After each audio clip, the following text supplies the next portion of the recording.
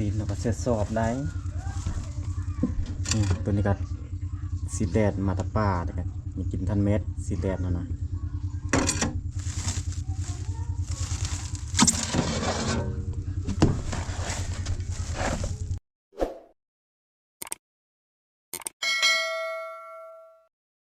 สบายดีตอนเช้าๆนี้เฮากะเฮามาบ้านนะเอาบ้านกะเฮากะกินข้าวยากเฮากะสิไปหาไปโซนคือเก่าได้หาอยู่หากินคือเก่าวันนี้เฮากินข้าวก่อนครับนั่งสิไปนะเขาก็ไปกินได้ครบเลยกินประกอบข้าวกินหน่อไม้ไปต้มหน่อไม้ประกอบนะเป็นทีข้าวแห้งละแล้วก็ขึ้นแปลวชีนลงมากสีเขาจะก้อยได้ก้อยดิบเลยสีนั่นนะสีหมูนะ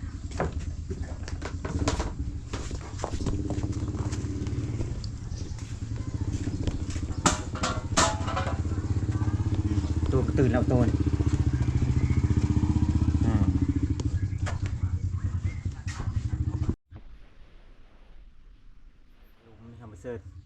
ทั้งแข็งทั้งในสันถึงมันแข็งในสันกระเทิงนี่นะ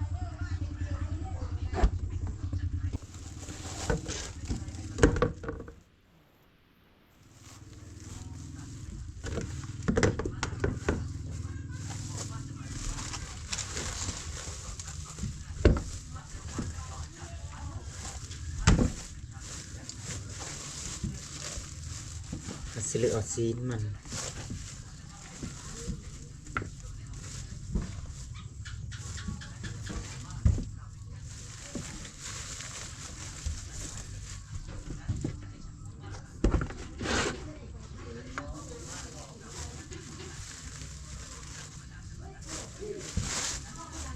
เสียศพ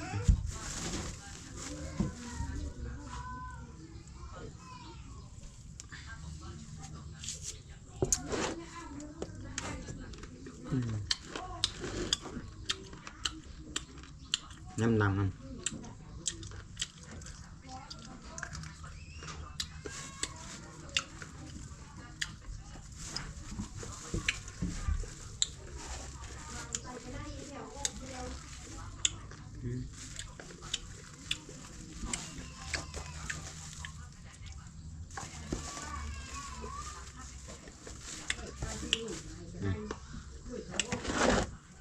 ติดแค่นี้ครับน้ำหลังมัน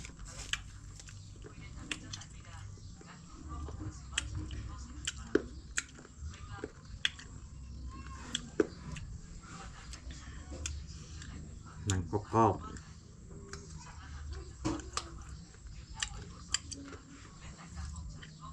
ชีสเราก็หลายเติบนะเราต้องเลือกเอาซีนมันต้องไปกอยนะกอยดิบเลยเอาเด็ดแซ่บเลย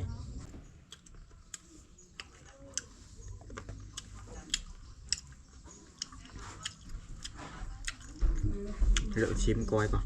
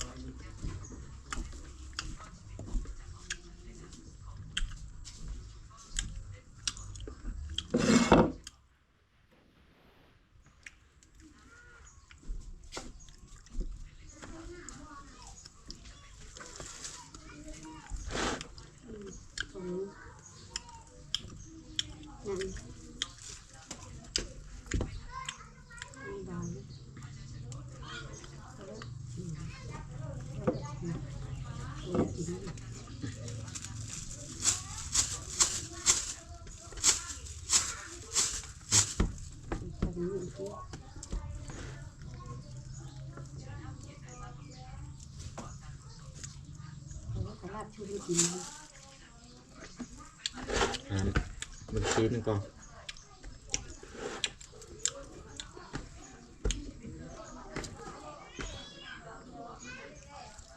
ดู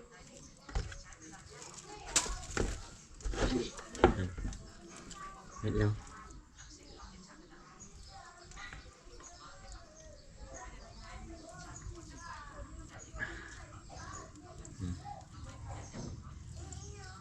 นี่ก็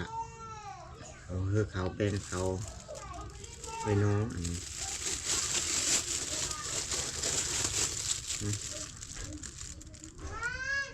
ซีนมันเป็นข้าวสิก้อยตัวนี้กันนี่ก็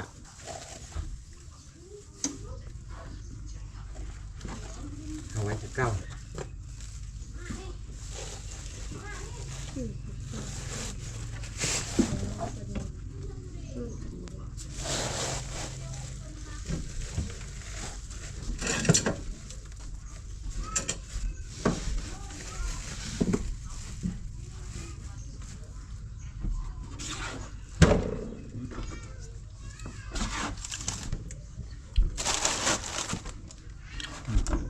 ทางนี้เอาสิก้อยเอา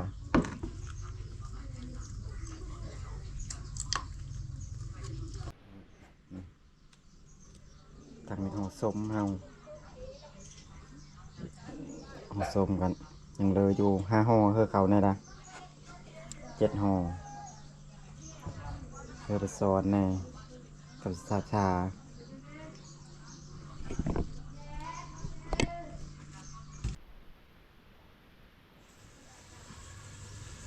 ทางซีนนะครับซีนมะกอยนะ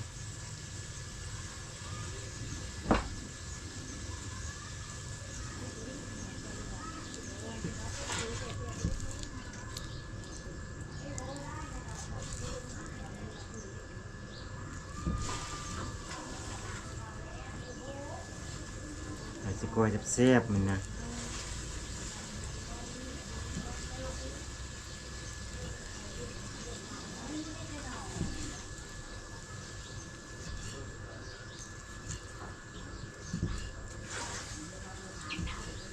ต้องพากระซิมคึมมานี่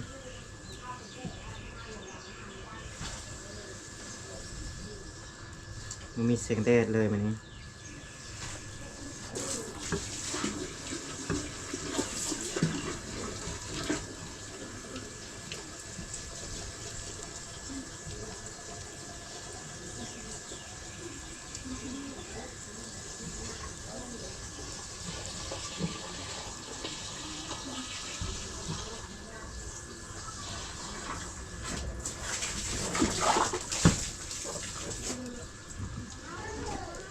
กูได้คือกลัวซินหมูซินดิบนะซินแซ่บได้กลัวซินดิบได้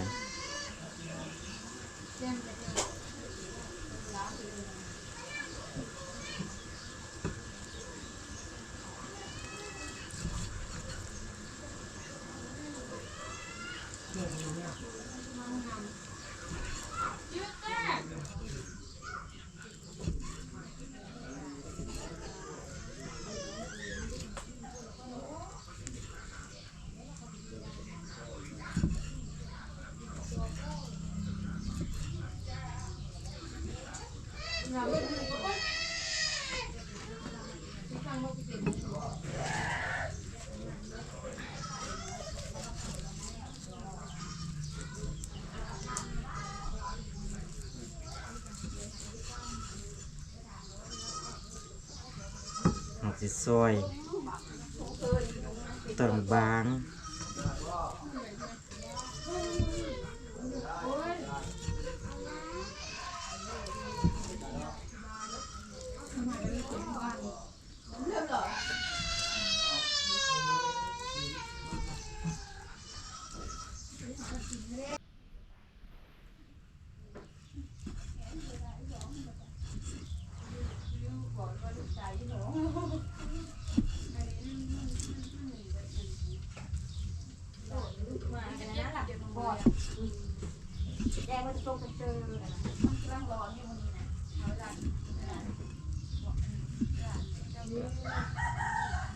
เอาสิซอยบางอันนี้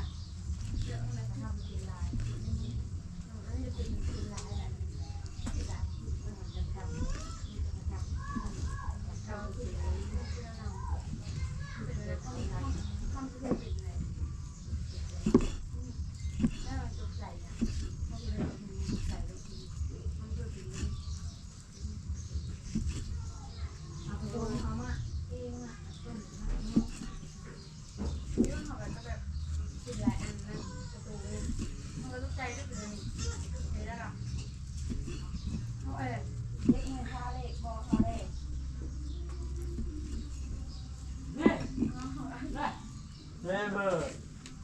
อะไรมาตัวเลือดไฟเบอร์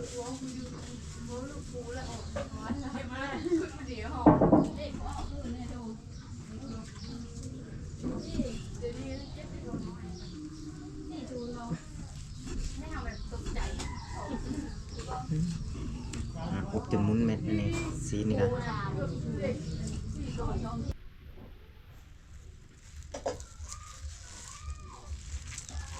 เอามาใส่ใบพักนะใส่เครื่องหอม เอาหัวมันหอม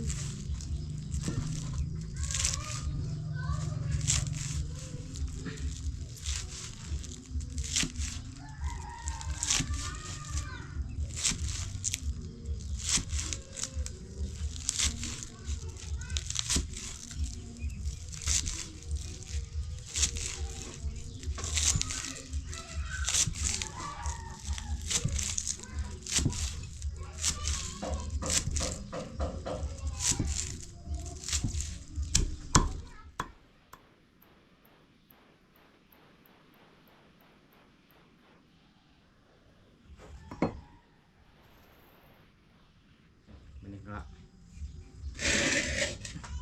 เอามาเสิร์ฟหม้อนี่เสิร์ฟขันส้ม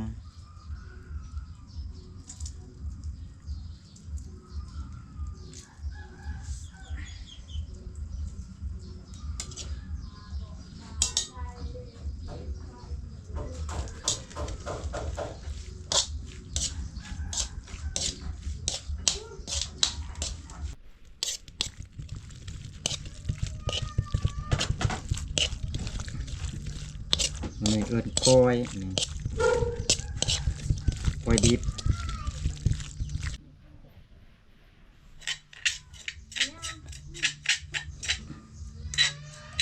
มันนี่กับมาเสริมพริกนะเสริมพริกใส่เกลือใส่ผงนัวก่อนใส่เกลือ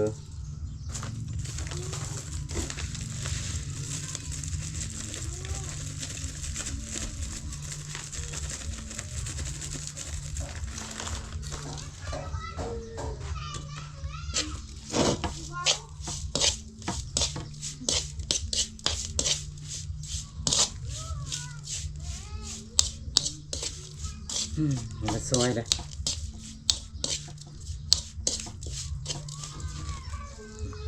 เสิร์ฟผัก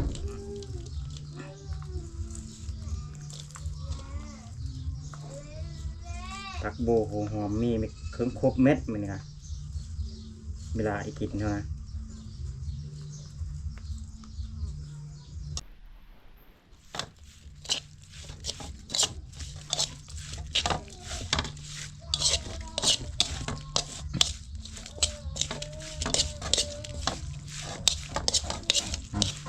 รสใส่ผักเฮาเดียวไปดิแซ่บตรงนี้เลย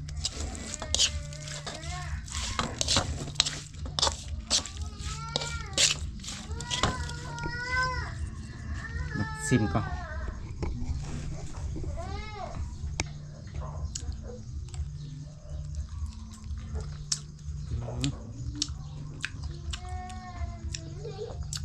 โอ้แซ่บสุดยอด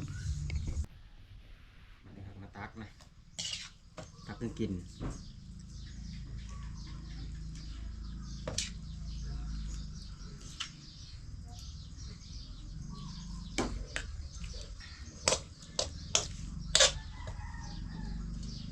ตื่นจงกับเขาเอาเอ็ดแล้วลำนี้สิมักกินมันกินหมกตาม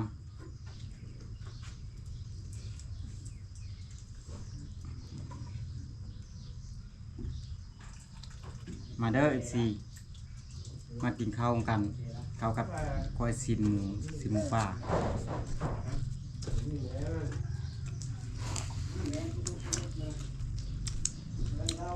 ก้อยดิบเลย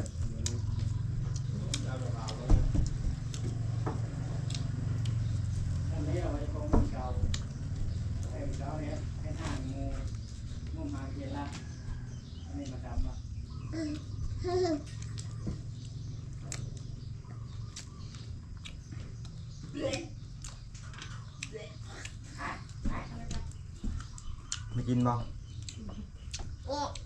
เพิ่นบ่กินหมูป่าได้เพิ่นได้เอากินเอาตีแต่มันน้อย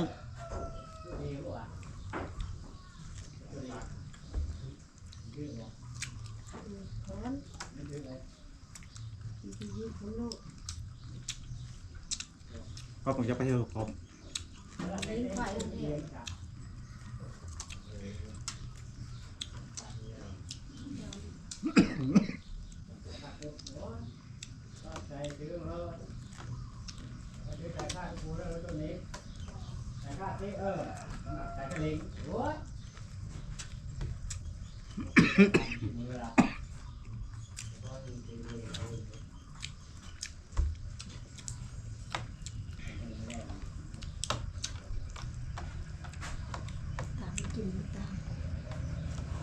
ตามกินมาตามมึง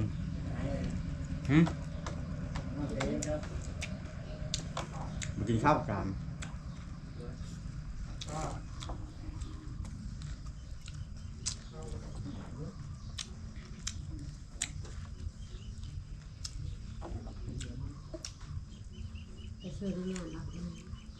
แก่กันนะเซิน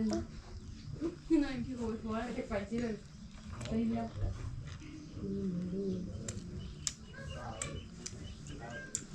จะเป็น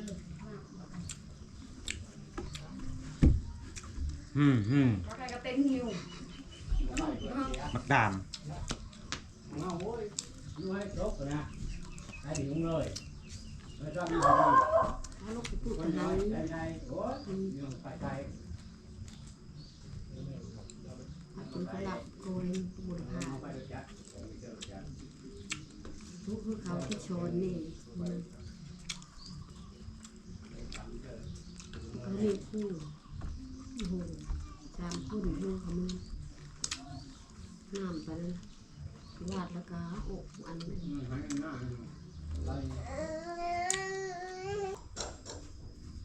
วันนี้เฮาก็กินข้าวกินน้ำถือว่าอิ่มแล้วนะวันนี้เฮาพักผ่อนน้อยเฮาก็สิมาให้ไปโซนเฮาเฉพาะคลิปนี้ขอบใจที่ติดตามรับชมคลิปหน้าพบกันใหม่